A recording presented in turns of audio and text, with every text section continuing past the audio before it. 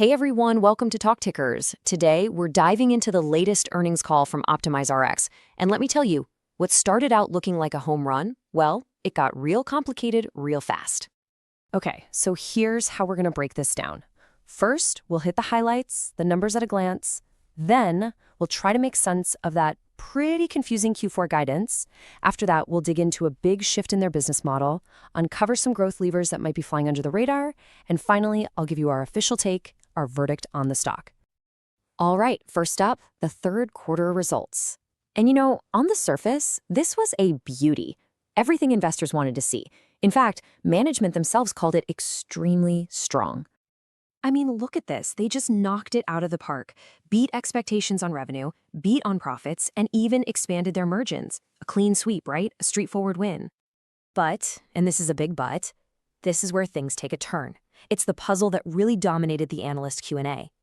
After 3 fantastic quarters, you have to ask, why on earth does their forecast for the end of the year suggest they're about to hit the brakes? Okay, so this brings us right to the heart of the confusion, decoding that Q4 guidance. You can bet the analysts on the call jumped all over this. I mean, the math just wasn't adding up.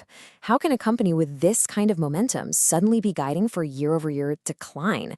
It just doesn't make sense on its face. And this slide right here, this is the tug of war. You've got management on one side saying, hey, look at the full year, we're just being conservative. But on the other side, you have analysts saying, hold on, there are only 90 days left. The full year is the fourth quarter at this point. It's 2 completely different stories. So what is going on here? Well, management says it all comes down to a fundamental shift in their business model, one that's supposed to make things more predictable, not less.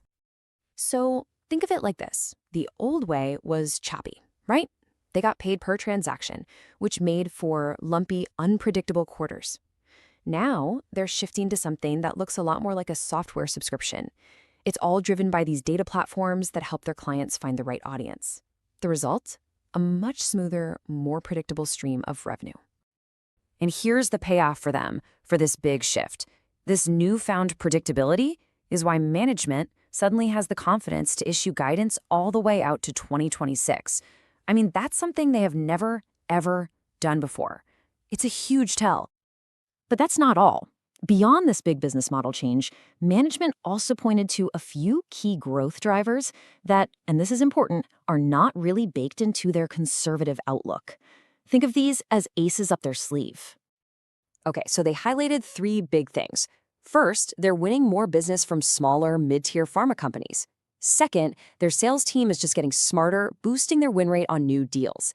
And third, and this one is a potential game changer, a massive new partnership with Lamar Advertising. Yeah, the billboard company.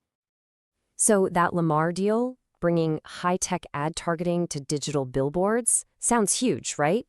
So how much of that potential gold mine is actually factored into that super confident long-term 2026 guidance? The answer? A big fat zero. Zilch. Nada. Management was crystal clear. The Lamar partnership is pure, unadulterated upside. It's not in the forecast at all. For an investor, that's what we call a free call option on future growth, something the market might be completely missing right now. All right, let's put it all together. Here's our official verdict, our take on OptimizeRx. So for Q4, we're actually predicting a slight beat on revenue. Honestly, after all that talk about being conservative, management has set the bar so low it would be hard not to clear it. But, and here's the key, we think the stock reaction will be pretty muted, maybe slightly positive. Why? Because a beat isn't a surprise anymore. It's basically required just to prove their whole smoothing story is legit. And it's because of that exact dynamic, that prove it moment, that we're initiating our coverage with a market perform rating. You've got this really compelling long-term story, but it's being weighed down by all this short-term confusion and uncertainty. But if you're feeling a bit more adventurous, we've got what we call our outrageous but plausible trade idea. The core thesis is simple. The market is freaking out about the next 90 days and completely missing the multi-year value being built here. So the trade? Think about long-dated call options, maybe 18 to 24 months out.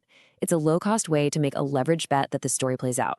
If that Lamar partnership hits big, or if the market just wakes up and starts valuing this as a stable subscription-like business, the upside could be huge.